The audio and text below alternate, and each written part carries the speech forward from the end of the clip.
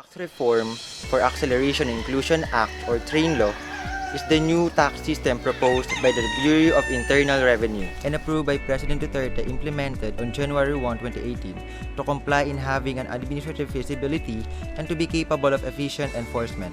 This tax system was created to ensure efficiency in the levying, assessment, and collection of taxes. The North-South Railway, it is a 38-kilometer line spanning from Tutuban to Malolos, a 58-kilometer Malolos to Clark International Airport in Pampanga, and 56-kilometer in Tondo, Manila to Calamba, Laguna. The project is expected to be operational by 2021 and will have a capacity of over 340,000 passengers daily. The total cost of the project is amounted to 628.42 billion pesos. Another one is the 50 billion Subic-Clark Railway project that will not only connect the two industrial hubs in Central Luzon, but also eventually be part of the larger network of rails connecting major seaports in Luzon Island. It started this year 2019 and scheduled for completion by October 22. And lastly, the Mindanao Railway that is still in a blueprint and no funding yet. San Miguel Corporation aiming to start a construction activities at its massive Bulacan International Airport project as an alternative and replacement to Manila's NAIA by 2019 and hopefully finish in 2022. The project is located in Bulacan, and would take around 6 years to complete and will cost 735.6 billion in total. It would have 100,000 workers and surely accommodate 100 billion passengers a year. In addition, travel will be much easier and more comfortable for our air passengers, for overseas Filipino workers, and foreign tourists. The Department of Agriculture proposed its first ever and biggest solar irrigation in Lanera, Nueva Ecija. The project was officially started last May 25, 2018 and will cost over 7 million. It can irrigate from 50 to 70 hectares that will supply water from the rice land in Caridad Norte and Caridad Sur. With this solar power irrigation system, farmers will no longer suffer from lack of water and sustain constant farm productivity. The project was already finished and turned over to the farmers of Nueva Ecija last February 7, 2019. The Department of Energy and the Ipotis Power Corporation made the construction of the Pagbilao Unit 3 possible. The construction began on December 2014 and was inaugurated on May 31, 2018. It is located at Ibabang Polo, Barangay Pagbilao, Quezon. The power facility was constructed to supply more energy to the entire Luzon grid. The $976 million facility uses coal from both Philippines and Indonesia and is said to be supercritical with 37 to 40% efficiency. The Kaliwadang project is a proposed water project made by the Philippine government. The construction will start on July or August of this year and is desired to be completed within 3 years. The approximately 18 billion pesos dam, which will site on Kaliwa, Kanan, and Agus River, will be 60 meters in height and will supply 600 million of liters per day. This dam is a long-term solution to the water shortage that parts of Metro Manila are experiencing. The 2.2 billion Public Utility Vehicle Modernization Program was launched by the Department of Transportation in the Philippines in 2017, with the goal of making the country's public transportation system efficient and environmentally friendly by 2020.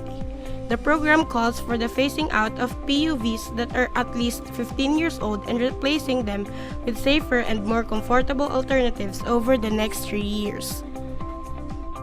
The 23.3 billion North Luzon Expressway to South Luzon Expressway Connector Road started this May 2019. The project is an 8-kilometer all-elevated 4-lane tall expressway that will link North Luzon and South Luzon Expressways.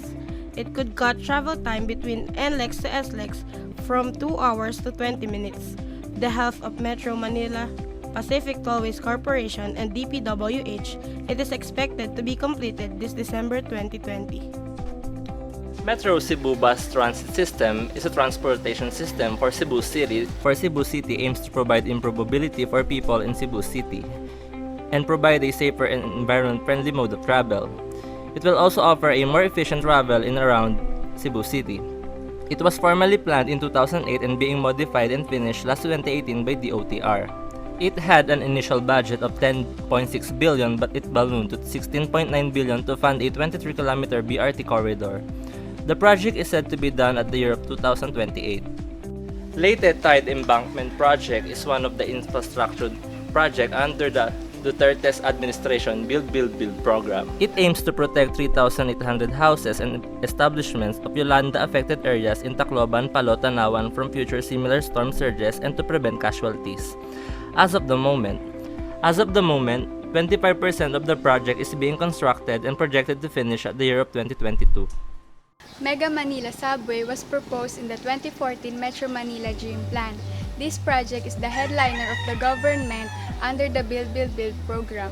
This subway is expected to be completed in 2022 and will operate their first 3 stations, while all the 15 stations will be fully operational by 2025. Moreover, the report shows that subway infrastructure can assist in easing traffic congestion in the National Capital Region. Project Time, Digital Imaging for Monitoring and Evaluation. The Department of Budget and Management will use the image satellite data to monitor the speed and status of the implementation of high-value government projects, with a partnership of DOST to take advantage of data acquisition and technologies that they develop. Project Dime will help ensure that every peso allocated to government programs and projects will be used efficiently and effectively. Government projects to be monitored are DPWH, DOTR, DOH, DSWD, NIA, DND, DILG, DA, and DENR. Putting a satellite into orbit. With the launch of Diwata-1, one of the greatest achievements of the country's space exploration program, agencies are no more able to download images from the microsatellite. This microsatellite program is a joint venture among DOST-ASTI, UP Diliman, and the Tohoku and Hokkaido universities in Japan. The 3-year program has spent over 874 million to keep more than 50 scientists and engineers, as well as purchase of facilities and equipment. It was able to launch a 50-kilogram satellite with 4 cameras to capture weather patterns, vegetation, and land water resources, with a lifespan of 18 months.